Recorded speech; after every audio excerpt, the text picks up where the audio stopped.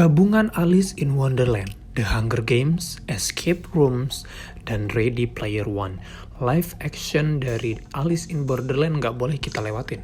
Kalau misalnya kalian suka dengan film-film yang tadi gue sebutin, karena Alice in Borderland adalah perkawinan dari semuanya dan menjadikannya sebuah film fiksi ilmiah thriller yang menggugah, menarik. Alice in Borderland adalah besutan Netflix Japan. Dan alih-alih menggunakan kata Wonderland ketika Alice jatuh ke lubang kelinci dari novel karya Lewis Carroll di tahun 1865, digunakanlah kata Borderland, dunia perbatasan, di mana Jepang seperti sebuah negara mati yang hanya dihuni oleh orang-orang pilihan, yang benci dengan dunia nyata dan punya cerita dan alasan masing-masing. TV series yang tayang di Netflix ini adalah adaptasi manga yang ditulis dan diilustrasikan oleh Haro Aso dan terbit di majalah mingguan Shonen Jepang dari tahun 2010 hingga 2015. Diceritakan karakter utama Arisu dan dua sahabatnya Karube dan Chota masing-masing bosan dengan kehidupan mereka saat ini, sangat amat jenuh. Di serial mangganya, Arisu berdoa saat pesta kembang api berharap bisa hidup di dunia yang lain, dunia yang berbeda, yang akan lebih menyenangkan bagi dirinya, yang tidak terlalu banyak tuntutan. Apalagi kita tahu ya, Jepang apa-apa kudu sempurna, masyarakatnya juga sangat homogen, harus nurut dengan society, dengan masyarakat, kalau misalnya nggak mau dikucilin. Keinginan Arisu dikabulkan dan ketiganya diangkut ke dunia paralel seperti pasca apokaliptik.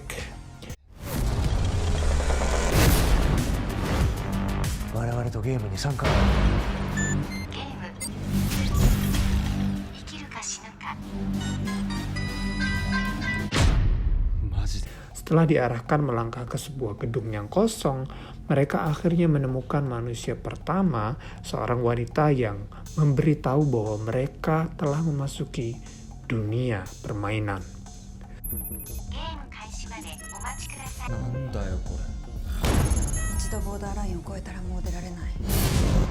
Setelah menyelesaikan game, dia mengungkapkan kepada mereka bahwa di Borderland mereka harus bermain game atau permainan untuk bertahan hidup atau mati. Berbeda dengan Ready Player One ya, di mana pemain memasuki dunia virtual dan tubuhnya masih ada di dunia asli.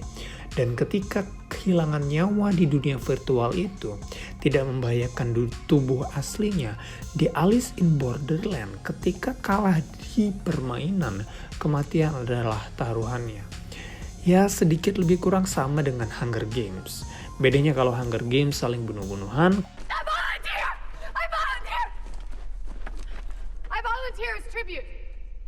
kalau Alice in Borderland, semua tergantung jenis permainannya.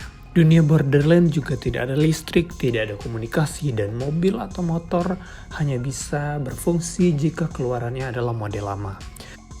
Seperti halnya kita pergi ke negara lain yang cukup strict, cukup ketat secara peraturan. Kita perlu yang namanya visa, izin untuk tinggal, dan visa itu hanya bisa didapatkan ketika memenangkan permainan.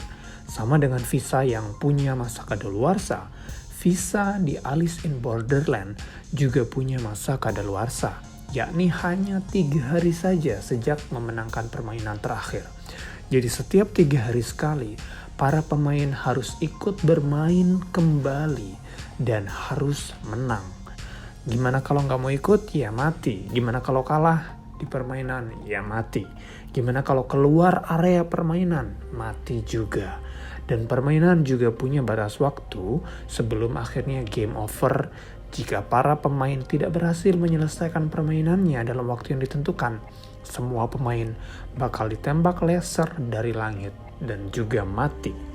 Permainan didasarkan dari tingkat kesulitannya dan teka-teki permainannya seperti apa. Teka-teki permainan ditentukan dari 4 jenis kartu. Skop adalah permainan otak, daun adalah permainan yang berhubungan dengan kekuatan tubuh, keriting adalah pertarungan, dan yang terakhir adalah hati, perasaan, dan pengkhianatan. Tingkat kesulitannya ditentukan oleh angka yang tertera di kartu, mulai dari kartu as yang mewakili angka 1 sampai dengan 10. Semakin tinggi angkanya, semakin sulit permainan yang harus diselesaikannya. Dan hadiah atau reward dari setiap permainan adalah sebuah kartu yang sepertinya nanti akan berguna. Dan dari semuanya, permainan hati adalah yang paling sulit dari semuanya. Di novel karya Lewis Carroll, kita tahu bahwa musuh utama Alice dan para penghuni Wonderland adalah Ratu Hati yang kepalanya gede. Dan dari 4 jenis kartu tersebut, hati adalah yang mempermainkan perasaan pemain. Nggak pakai akal, nggak pakai tenaga, nggak pakai pertarungan, tapi perasaan yang biasanya berujung ke pengkhianatan dari sesama rekan. Dan dari permainan hatilah Arisu kehilangan kedua temannya, Karube dan Chota. Paralel dengan Alice in Wonderland, di mana ada markas istana para pasukan yang dipimpin oleh Ratu Hati, di Alice in Borderland, para pemimpin bersekutu menjadi satu organisasi yang disebut oleh Boschia, atau Boss, atau The Hatter. Ketika Arisu dan Usagi akhirnya tiba di The Beach, mereka akhirnya tahu bahwa mereka harus menyelesaikan semua jenis permainan untuk mengumpulkan semua kartu yang ada. Kita tahu standar kartu permainan itu ada 52, 13 kartu daun, 13 kartu hati, 13 kartu wajik, dan 13 kartu keriting. Dari The Beach juga, Arisu akhirnya tahu kalau misalnya semua jenis kartu dari Ace 1 hingga 10 hampir semuanya sudah terkumpul. Dan yang sama sekali belum pernah muncul adalah jenis permainan yang menawarkan kartu Jack, Queen, dan King, serta 10 hati.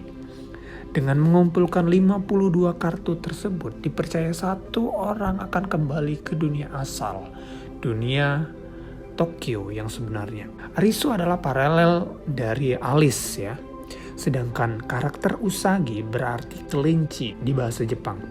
Kita tahu di Alice in Wonderland, Alice masuk ke lubang menuju Wonderland setelah mengikuti seekor kelinci.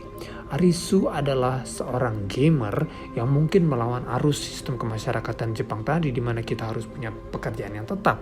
Dan Arisu melawan arus itu, sedangkan Karube mencintai rekan kerjanya yang ternyata pacar orang lain, sedangkan Chota adalah pekerja kantoran yang benci sama pekerjaannya. Ada juga Kuina yang ternyata adalah transgender yang diusir oleh ayahnya sendiri. Miragi punya masa lalu dibully oleh teman-temannya, dan juga Last Boss yang ternyata adalah penulis yang gak pernah diakui. Sedangkan Boschia dan Aguni adalah kedua pemimpin terkuat yang ternyata dulunya adalah sahabat, dan di situ juga mereka sebenarnya adalah sahabat. Sedangkan Mira, kita belum tahu siapa si Mira ini sebenarnya. Di permainan terakhir, yakni 10 hati, yang menjadikan The Beach sebagai arena permainan, hampir semua pemain saling bunuh satu sama lain. Lebih kurang sama dengan The Hunger Games, yang menjadikan pertanyaan di permainan 10 hati ini, Mira seperti menghilang dan seperti nggak ikut bermain. Sebenarnya ini baru suspek ya, baru dugaan, bahwa misalnya Mira adalah Ratu Hati. Her Grace, Her Excellency, Her Royal Majesty, the Queen of Hearts. Mira juga seperti Arisu selalu berhasil memenangkan permainan kartu hati. Jadi dugaannya adalah Mira adalah Queen of Heart, Ratu Hati. Tapi apakah dia pembuat game yang menjadikan semua orang jadi gila? Atau ada orang lain lagi di baliknya? Tentunya kita akan sama-sama menunggu ceritanya di Alice in Borderland Season 2 yang pastinya mengajarkan kita tentang hidup. Bukan hanya sekedar ingin selamat, tapi juga apa alasan kita untuk tetap ada di dunia. Kangaroo.